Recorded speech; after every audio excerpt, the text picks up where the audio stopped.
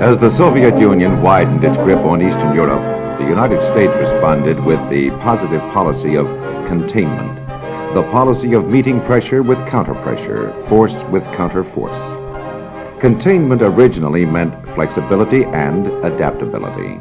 Eventually, it began to mean the drawing of a line around the Soviet bloc. The questions this film strip will attempt to answer are: why did the relationship between Russia and the United States become one of tension and hostility? What were the disputed issues? What were the specific crises of the Cold War? How did the United States respond to these crises? What was the basis for the conflicting points of view toward the post-war world held by the United States and the USSR? Let's go back to 1944. The Allies, following the plan of Henry Morgenthau, theorized that Germany should be stripped of her industrial power and reduced to an agricultural nation. In this way, the Allies hoped to convert Germany into a peaceful nation, to destroy for all times the military machine responsible for 2 world wars. Since German armies had invaded Russia twice in the 20th century through East European countries, Stalin insisted that East Europe should be dominated by Russia. This meant Soviet Union's influence would remain paramount in those countries she occupied at the conclusion of the Second World War. This led to a deadlock among the big 3, Great Britain, the United States, and the USSR, over a permanent solution for Germany at Potsdam in 1945. It was agreed that they set up a Council of Foreign Ministers that would also include France and China to meet from time to time to draft peace treaties for Bulgaria, Romania, Hungary, Austria, Finland, and eventually a united German government. The Council held 6 meetings from September 1945 to June 1947. Treaties with Germany's allies were adopted, but the division over the future of Germany deepened as each side charged the other with duplicity. Finally, in Paris in July 1946, Soviet Foreign Minister Molotov announced that Russia planned to unilaterally unify and industrialize her sector of Germany. James F. Burns, American Secretary of State at the time, responded to the Soviet challenge in September 1946 in Stuttgart, Germany. Addressing himself to the Germans in particular, he said the United States too proposed to unify, industrialize, and build a new democratic society in Germany. By rebuilding West Germany, the U.S. hoped to counterbalance Soviet power in East Europe. Since Poland, Hungary, Romania, Bulgaria, and Czechoslovakia were already under Soviet control, Stalin, in violation of his promises to Roosevelt, refused to grant the right of self-determination in these countries through free election. In effect, the system of collective security favored by the Allies at Yalta and Potsdam as the best means of preserving stability in Europe was destroyed before the world had a chance to see if it could work.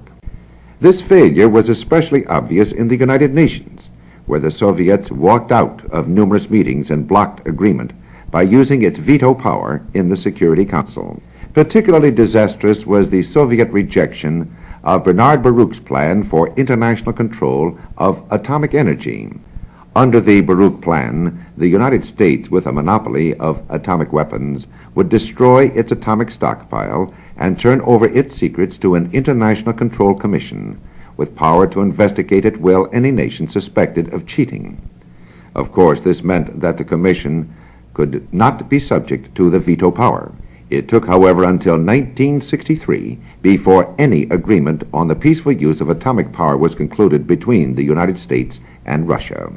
Is it any wonder, then, that Winston Churchill in March 1946 said, "A shadow has fallen upon the scene so lately lighted by the Allied victory.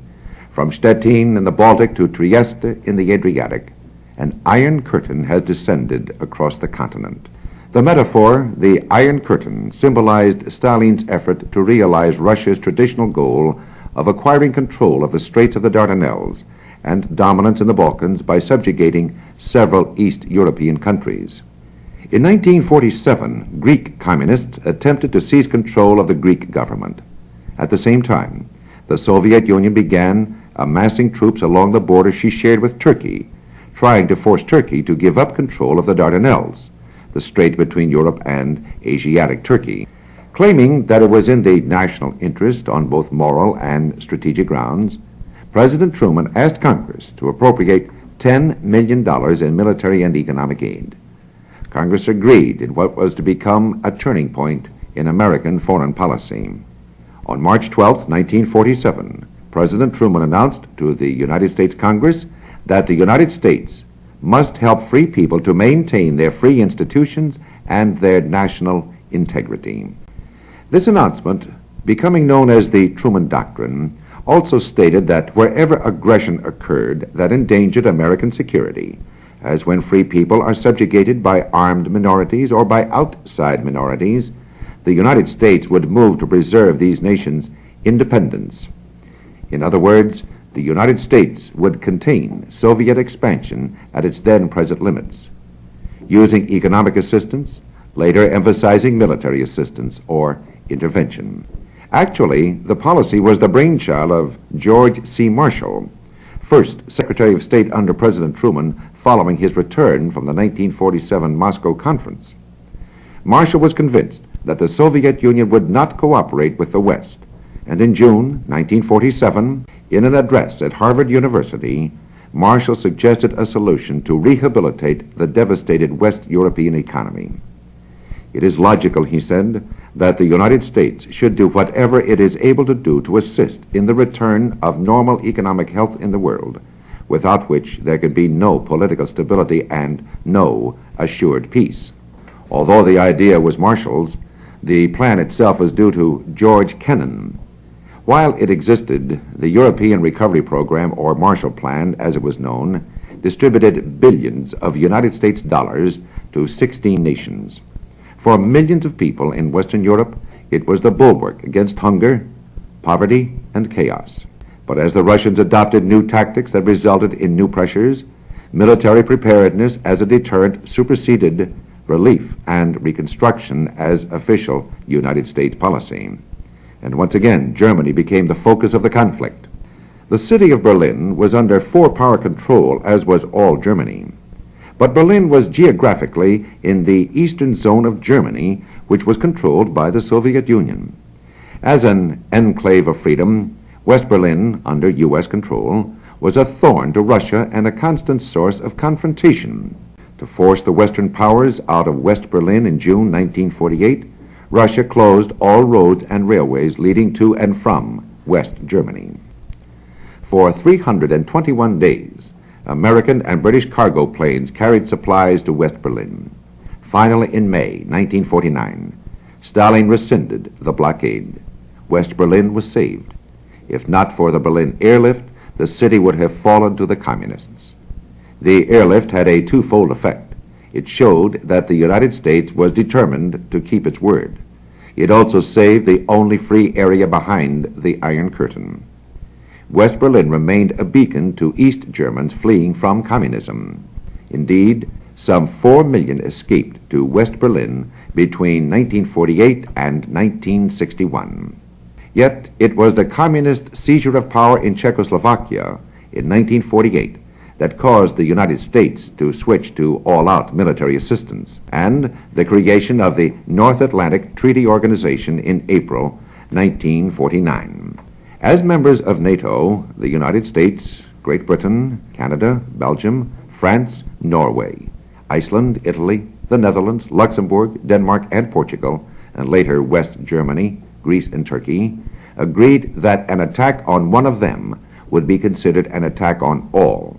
In spite of the brave words, though, Europe was still weak economically and militarily. In the beginning, therefore, the treaty really meant that the United States pledged to regard an attack on Western Europe as an attack on the United States, and in such an event would take action to restore and maintain security. This was necessary because, at the time, Europeans feared imminent Soviet attack and eventual United States withdrawal and retreat to isolationism. For the first time in American history, the United States committed itself in peacetime via an alliance to help nations outside the hemisphere in case of attack. The ratification vote in the Senate of 82 to 13 for NATO was truly a vote against America's traditional isolation. By the time this vote took place, the public had been carefully prepared. Starting the preceding year, when the Vandenberg resolution named for the Republican senator from Michigan was adopted with only 4 dissenting votes. The resolution helped give American foreign policy a bipartisan look. Although the new accent was on rearmament and the promotion of the European defense community, the United States continued to favor economic measures to develop European unity. In 1952, the European coal and steel community placed the coal and steel production of France, West Germany, Italy, and Benelux under a supranational high authority. In 1957, the Treaty of Rome created the European Economic Community, or Common Market, and also in 1957, the European Atomic Energy Community, or Euratom, was created. To this, the Soviet Union reacted by forming a military alliance called the Warsaw Pact with Hungary, East Germany, Romania, Bulgaria, Poland, and Czechoslovakia, and a common market known as Comecom. Thus, in only a decade after World War II, a bipolar world had developed, with nations gravitating toward the Soviet Union or the United States, and former allies were in hostile camps. Still, conditions were never all one way or the other. Even at the height of the Cold War, there were several forces at work. For example, Marshal Tito broke away from the Soviet orbit, and after Stalin's death, Russian control over Poland relaxed. Within 3 years, Khrushchev denounced Stalin at the 20th Communist Party Congress. This was followed by riots in Poland as well as Hungary against Soviet control, and several attempts at peaceful coexistence were made after Khrushchev assumed the Soviet leadership in 1955.